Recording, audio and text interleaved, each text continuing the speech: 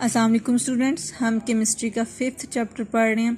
कल हमने पढ़ा बॉयल्स लॉ, जिसमें हमने पढ़ा कि जो वॉल्यूम है वो प्रेशर के इन्वर्सली प्रोपोर्शनल है। इन्वर्सली प्रोपोर्शनल मतलब कि अगर एक चीज़ बढ़ेगी तो दूसरी चीज़ कम हो जाएगी, अगर एक चीज़ कम हो रही है तो दूसरी चीज़ बढ़ जाएगी। ठीक है, हमने इसकी एक्सपेरिमेंटल वेरिफिकेशन भी की।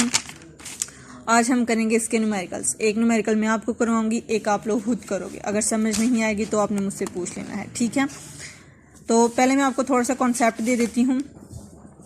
जो फॉर्मूला हमने कल पढ़ा, P1 V1 is equal to P2 V2।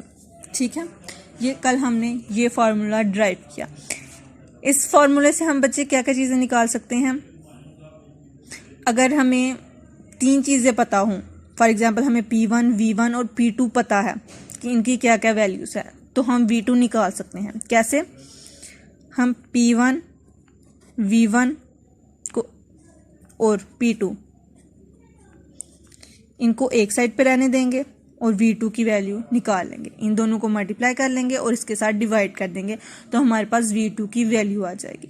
मतलब कि अगर हम इन चारों चीज़ों में से P1 V1 P2 V2 इन चारों चीज़ों में से हमें तीन चीज़ों का पता हो कि इनकी क्या क्या वैल्यूज़ हैं, तो हम फोर्थ की फाइंड कर सकते हैं। ठीक है, ज़रूरी नहीं है कि V2 ही हो। P1 की अगर हमें वैल्यू नहीं पता कि इसकी क्या है, हमें बाकी V1 P2 V2 तीनों की पता है, तो हम क्या करेंगे, V1 को इस साइड पे ले आएंगे।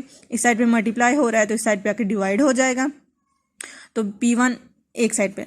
जिस चीज़ को हमने निकालना है, यानी जिस चीज़ की वैल्यू हमें नहीं पता, हम उसको दूसरी साइड पे लेके आएंगे या फिर रहने देंगे, और जो दूसरी चीज़ें हैं जिनके बारे में हमें पता है उसको दूसरी साइड पे ले आएंगे। जिन चीज़ों के बारे में हमें पता है, for example B C and D, जिन चीज़ों के बारे में हमें पता है उनको हम एक साइड पे रहने देंगे, और जिनके बारे में हमें नहीं पता हम उसको एक साइड पे रहने देंगे। ठीक है, तो हम अब ये वाला न्यूमेरिकल करते हैं। न्यूमेरिकल नंबर 5.1, गैस है विद वॉल्यूम 3। अब उसने इधर कहा है कि इसका वॉल्यूम क्या है, वॉल्यूम 1। जो चीज़ पहले मेंशन की जाती है, यहाँ पे हम कहते हैं इनिशियल वॉल्यूम, कि पहले उसका वॉल्यूम क्या था, वो 1 हो जाती है। ठीक है, तो उसने बताया है कि गैस विद वॉल्यूम, उसका वॉल्यूम कितना है, 350 सेंटीमीटर क्यूब। ठीक है, उसका वॉल्यूम इतना है। हैज़ अ प्रेशर ऑफ, उसका प्रेशर कितना है, प्रेशर मतलब पहले मेंशन है, इसका मतलब P1, उसका प्रेशर कितना है, 650 मिलीमीटर ऑफ मरकरी। ठीक है, नेक्स्ट आ जाता है, if it's pressure is reduce to, अगर उसका प्रेशर हम रिड्यूस कर देते हैं,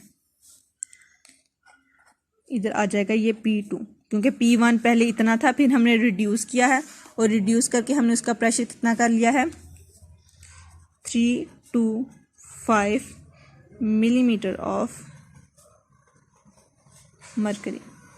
Hg जो है ये मरकरी का सिंबल है। ठीक है, calculate what will be it's new volume, हमने कैलकुलेट करना है कि इसका न्यू वॉल्यूम क्या है। मतलब कि अब हमें तीन चीज़ें पता हैं, तो हमने फोर्थ वन फाइंड करनी है। तो हम वही फॉर्मूला पुट करते हैं, P1 V1 is equal to P2 V2। तो हमने फाइंड क्या करना है, V2 हमने फाइंड करना है। इसका मतलब है जो बाकी चीज़ें हमें पता है हम उनको एक साइड पे ले आएंगे। तो P1 का हमें पता है, V1 का भी हमें पता है, और उसके अलावा इधर ये मल्टीप्लाई हो रहा है, तो इस साइड पे जब इज इक्वल टू के साइड पे आएगा तो वो डिवाइड हो जाएगा। ये आपने मैथ्स में पढ़ा होगा। मतलब कि जो चीज़ें हमें पता हैं V1 P1 P2 वो हम एक साइड पे ले आएंगे, और जिसको हमने फाइंड करना है वो हमने दूसरी साइड पे रहने दी हैं, वो होनी ऊपर ही चाहिए। ठीक है, तो अब हम इसकी वैल्यूज़ पुट करेंगे।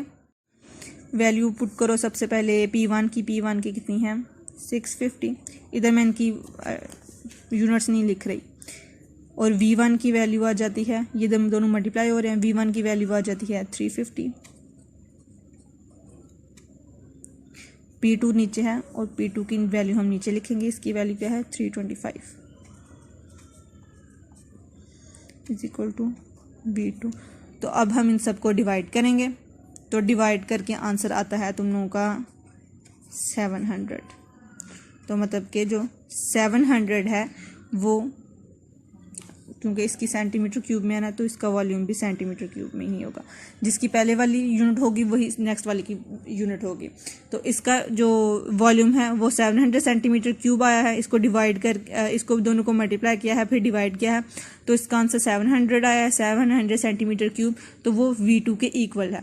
मतलब कि हमें अगर तीन चीज़ें हमें अगर पता हो तो हम फोर्थ वन को फाइंड कर सकते हैं। ठीक है, ये फर्स्ट न्यूमेरिकल हो गया। ये सेकंड न्यूमेरिकल तुम लोगों ने खुद करना है, नहीं समझाए मुझसे दोबारा पूछ लेना, मैं आपको बता दूंगी। नेक्स्ट अब टॉपिक पढ़ते हैं। नेक्स्ट हमारा टॉपिक है एब्सोल्यूट टेम्परेचर स्केल। स्टार्ट करते हैं। लॉर्ड केल्विन, बच्चे ये साइंटिस्ट का नाम है ये वाला, Lord kelvin introduce absolute temperature scale और केल्विन स्केल। उसने एक स्केल इंट्रोड्यूस किया जिसको उसने अपने ही नाम पे रखा, केल्विन स्केल। ठीक है, this scale of temperature starts from 0 kelvin और -273.15 डिग्री सेल्सियस। हम जो अपना टेम्परेचर वगैरह नोट करते हैं वो डिग्री सेल्सियस में होता है, पता ना, डिग्री सेल्सियस में टेम्परेचर हम अपनी बॉडी का या फिर हमारे इर्द गिर्द का नोट करते हैं। तो इसने जो स्केल इंट्रोड्यूस करवाया वो उसकी अपनी वैल्यूज थी, जो 0 केल्विन था। और 0 केल्विन किसके इक्वल था? -273.15 डिग्री सेल्सियस के इक्वल था। मतलब कि हम अगर अब अपना एटमॉस्फेयर का या किसी का भी टेम्परेचर मेजर करते हैं तो आ जाता है, अगर बर्फबारी हो रही हो तो हमारा टेम्परेचर आ जाता है 0 डिग्री सेल्सियस या इससे भी नीचे। तो हम ज़्यादा नीचे नहीं फाइंड कर सकते कि अगर उसका टेम्परेचर बहुत ही ज़्यादा ठंडा है तो हम उसके टेम्परेचर नहीं फाइंड कर सकते। लेकिन केल्विन स्केल का हमें ये फ़ायदा हुआ कि हमने -273.15 डिग्री सेल्सियस तक भी टेम्परेचर नोट कर सकते थे। ठीक है, जब बर्फबारी होती है तो वो उसका टेम्परेचर 0 डिग्री सेल्सियस हो जाता है या -4 डिग्री सेल्सियस हो जाता है। हम उधर तक ही अपना टेम्परेचर नोट कर सकते हैं अपने एटमॉस्फेयर का। लेकिन केल्विन के स्केल की वजह से हमने -273.15 तक भी टेम्परेचर जो है वो मेजर कर सकते हैं। ठीक है, which is given the name as absolute zero. Absolute zero का हमने उसको नाम कब दिया? जब उसका टेम्परेचर 0 केल्विन होगा, यानी -273.15 डिग्री सेल्सियस होगा। नेक्स्ट जो इटैलिक्स में लाइन लिखी हुई है ये उस एब्सोल्यूट टेम्परेचर स्केल की डेफिनेशन है। It is the temperature at which an ideal gas would have 0 volume. ये वो टेम्परेचर है जिसमें एक आइडियल गैस जो है उसका जो वॉल्यूम है वो 0 हो जाता है। आइडियल गैस अभी तक तो नहीं मिली, हो सकता है नेक्स्ट आने वाले सालों में हमें मिल जाए। तो उसने क्या कहा है कि एक आइडियल गैस है।